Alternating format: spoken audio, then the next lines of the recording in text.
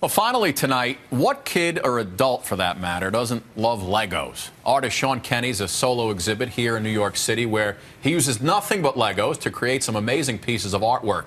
It's called Piece by Piece. It's a retrospective of his work with the tiny bricks over the past 2 decades. Sean is also a Lego certified professional and the founder of Art with Lego Bricks. You're like a kid who does this for a living. I really am. I tell people I'm still 12 years old, although my bald spot's starting to give me away.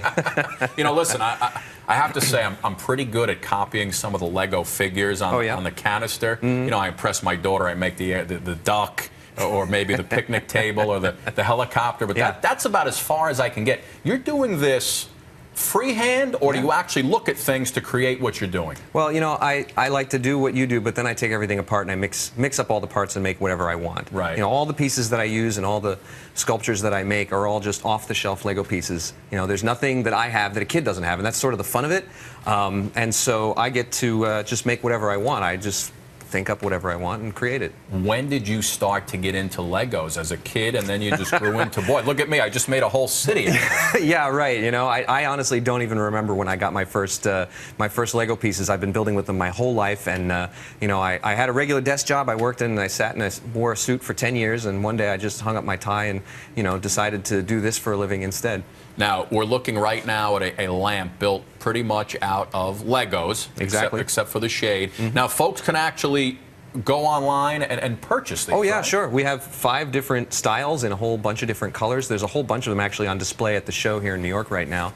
They've been pretty successful. I think they're classy and they're kind of cool and they're fun, and they would work in a living room, not just a kid's room.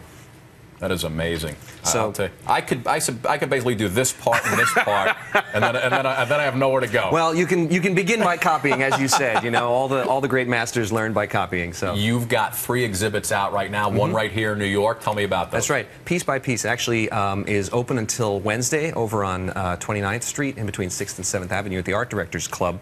And we have tons and tons of really great sculptures, some larger-than-life children's toys. You can walk up and see a 7-foot-tall tricycle or a 20-foot-long model of the Brooklyn Bridge. There's a lot of cool artistic and artsy things, but also just a lot of fun, silly things. There's a 5-foot rubber duck, you know. Everybody needs just one because of those, you need right? a 5-foot rubber duck. So, and that's open till Wednesday. Now, I was also reading that the largest, heaviest Lego design you ever made was about 400 pounds. That's right. What was it, first of all? It was a life-size polar bear. A polar bear? Yeah, I actually had made it for the Philly Zoo a few years ago. We did a whole exhibit around animals that are losing their habitats, and so this thing was gigantic. It had about 95,000 Lego pieces in it, and it took 1,100 hours to build it. 95,000 95,000 Now, pieces. how do you know that? How do you know it was 95,000 Well, pieces? I actually lost track somewhere around 92,367, but I'm rounding up.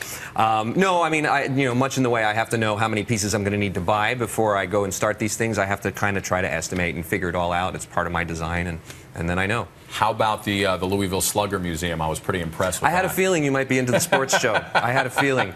Yeah, that show actually just opened up in Louisville at their museum on the 2nd, and it's running through September. And that show is actually really cool. We have a huge model of Wrigley Field. We have a bunch of figurative sculptures of baseball players and all these sort of almost artistic dance-like poses, but they're classic baseball poses, sliding into home plate or the crack of the bat or jumping to get a fly ball, and a whole bunch of stuff. To me, it was more about like sort of the place that baseball has in the history of America, right? It's embedded in all of us, and so that's what that show is all about. Does the computer help you at all in designing these things? I fight with the computer. The computer is no help.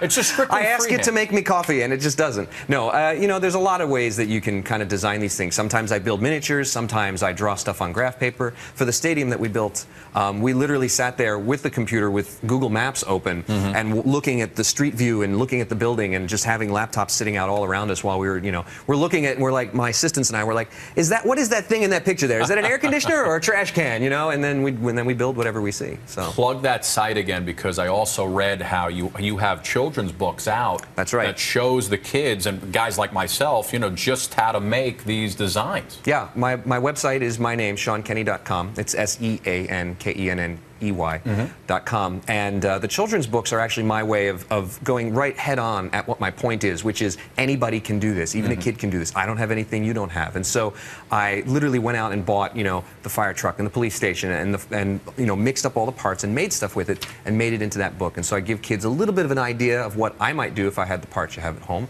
And then I want you to use your imagination and do the rest. You've got vision, my friend. Thanks for coming.